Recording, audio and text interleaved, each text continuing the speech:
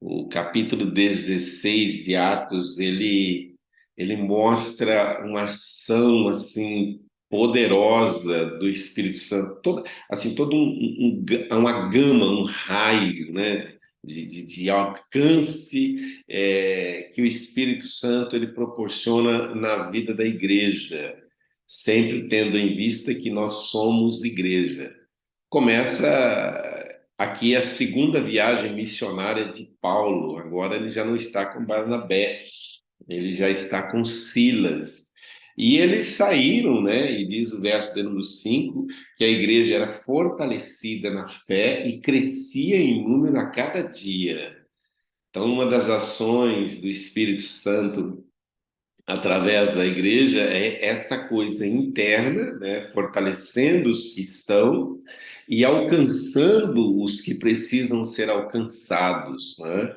E a Bíblia diz no verso 6 e o verso 7 que por duas vezes, olha uma das ações do Espírito Santo. O Espírito Santo ele dá direção muito clara para nós.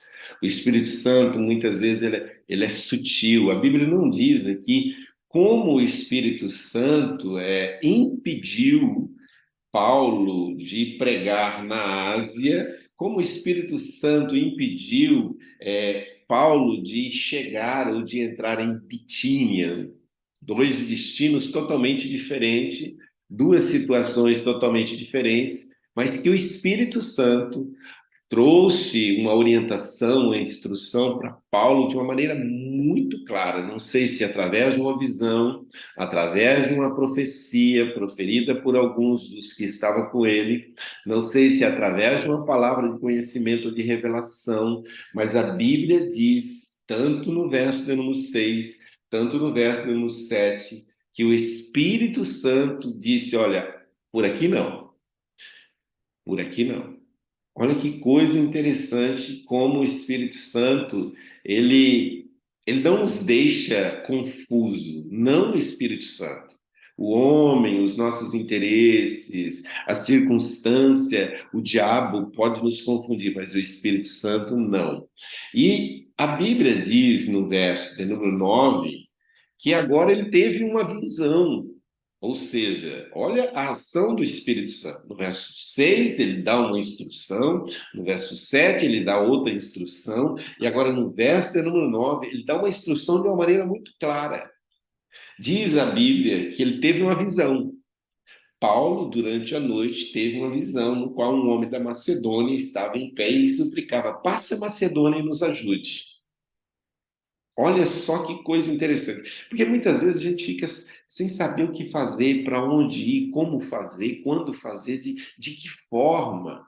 Mas quando a gente busca a instrução do Espírito Santo, ele não nos deixa no escuro, ele nos orienta. Então, uma das coisas que a gente precisa fazer, o que Paulo fez, só vai, porque a diretiva ele vai dar conforme a gente está indo, né? É um passo de cada vez. E aí, então, nós vamos tendo mais luz e clareza com relação àquilo que Deus tem para nós. E aí o verso número 10 diz um negócio também muito interessante, que que Paulo e Silas não estavam sozinhos. O escritor de Atos aqui já entra em cena.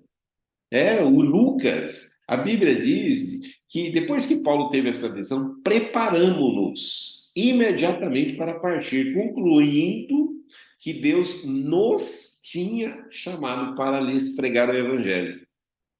Lucas, o escritor aqui do livro de Atos, ele já entra em cena, ainda que de uma maneira assim, meio anônima, mas ele já entra em cena.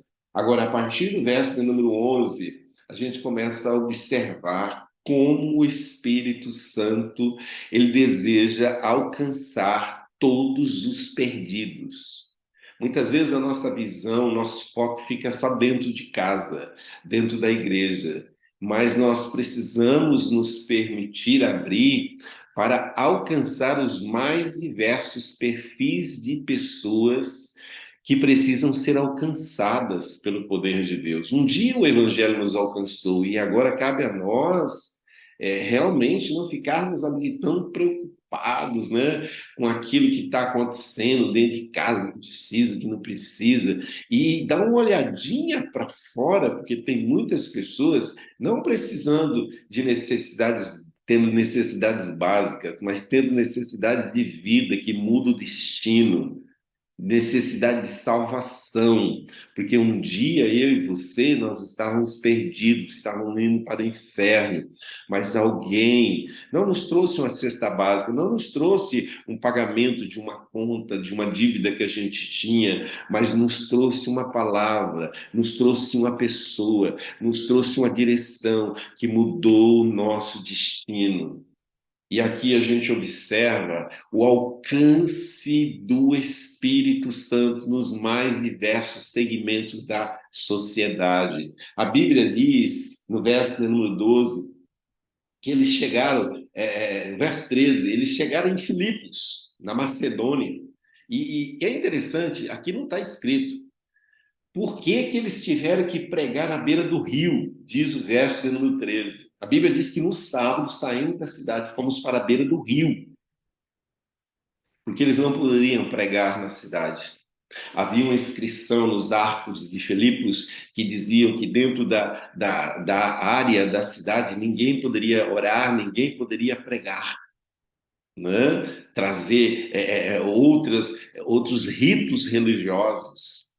Então, aqui a gente observa Paulo, juntamente com Silas, com Lucas, com toda a sua comitiva, pregando. E é interessante que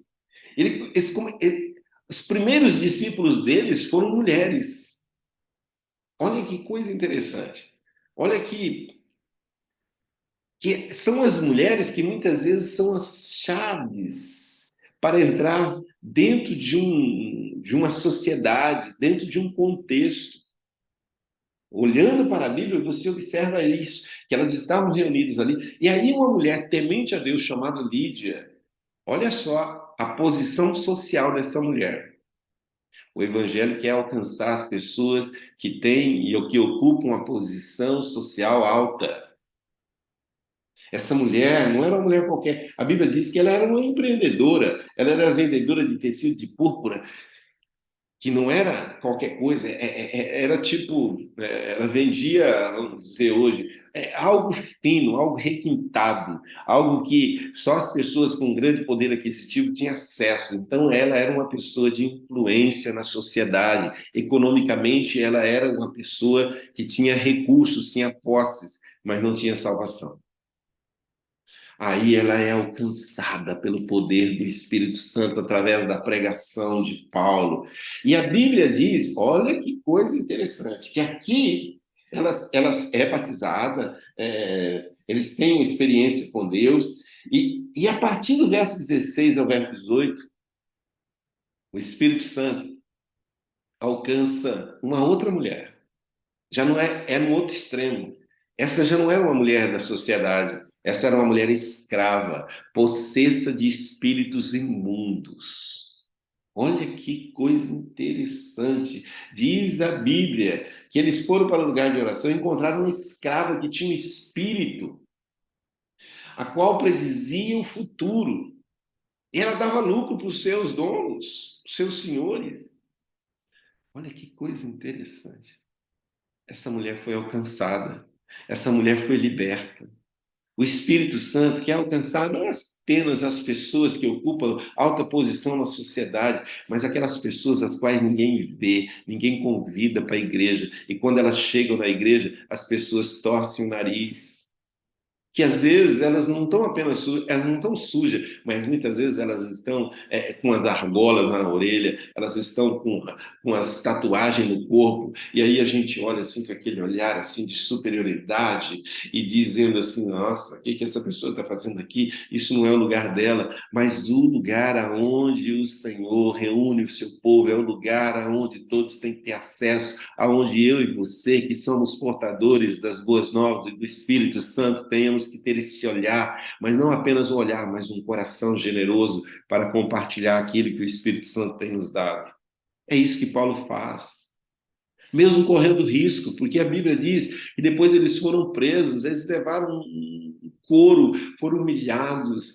Mas a Bíblia diz que Deus tinha um propósito. Deus tem um propósito muitas vezes no nosso sofrimento, quando a gente está passando os perrengues na vida. Se a gente mantém a nossa fidelidade a Deus, se a gente mantém a nossa intimidade com Deus, saiba com certeza que quando o mal vem, quando você está fazendo bem, é porque Deus tem um propósito, e a gente sabe disso. E aqui a gente olha e vê isso. Paulo e Silas presos, sabe por quê? Porque Deus tinha um propósito de salvar o carcereiro. Três perfis de pessoas que a gente olha aqui. Um funcionário público, vamos dizer assim, uma escrava e uma empreendedora, uma empresária. Olha que coisa interessante. Paulo e Silas são presos, eles passam esses perrengues, mas através do Espírito Santo eles pregam para o carcereiro, e o carcereiro também é salvo. Né? E a gente olha aqui, terremoto acontecendo, alicerces da prisão se abrindo, coisas extraordinárias acontecendo através do mover de Deus pelo Espírito Santo. E no final, ele diz assim, que depois de preso, depois de passar todos aqueles perrengues, a Bíblia diz o verso do 40.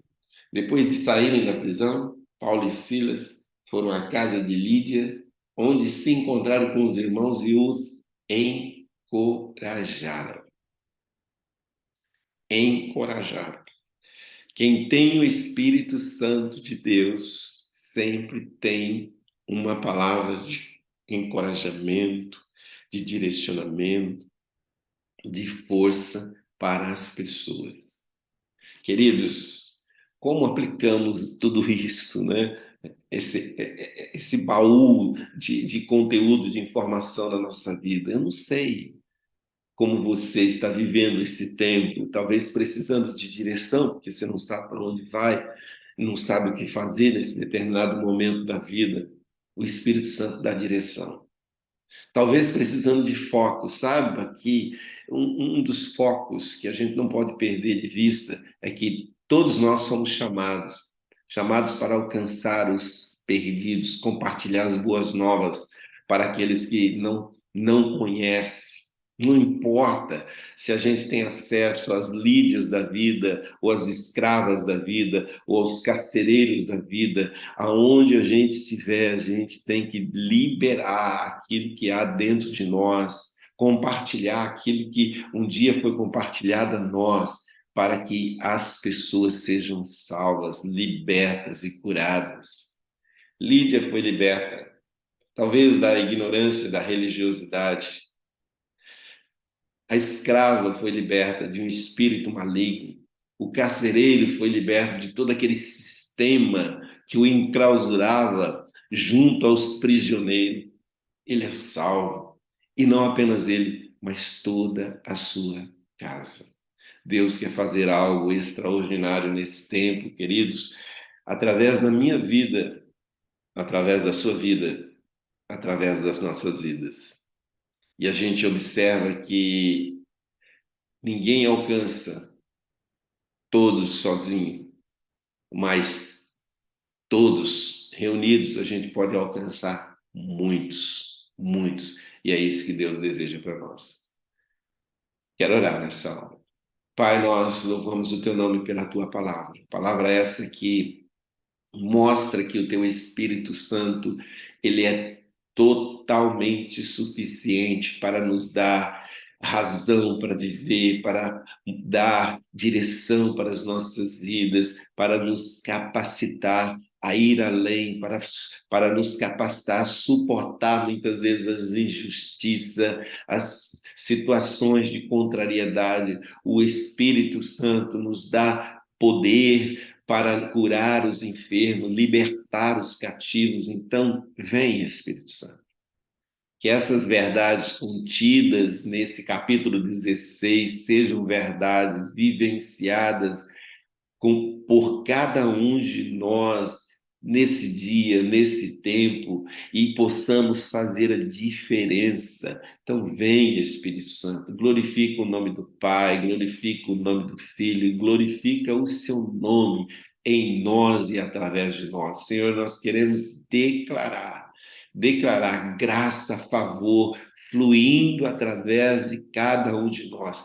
Que hoje, onde os teus filhos colocarem as mãos, ordena a bênção, onde colocar a planta dos pés, dê por possessão, onde eles adentrar, que a graça e o favor adentre, por onde eles percorrerem, direcionadas por ti, que haja, Senhor, salvação, oportunidades para liberar palavras de cura, palavras de salvação, palavras de vida. Então, vem, Senhor, faz a sua luz brilhar através de nós. Queremos ser instrumentos, vasos de honra nesse dia e nesse tempo. Sê com a tua igreja, ó Deus. Mais uma vez, intercedemos por aqueles que, por alguma razão, não podem estar aqui, estão nos leitos de enfermidades, sejam emocionais, sejam espirituais, sejam financeiras. Senhor, tem muita gente doente economicamente, mas o Senhor é Deus de provisão. O Senhor é um Jeová Rafa, o Senhor que sara. Sara, Senhor, a sua igreja, sara, Senhor, o seu povo, sara, Senhor, essa cidade, sara esta terra. Pai, no nome de Jesus oramos, no nome de Jesus agradecemos.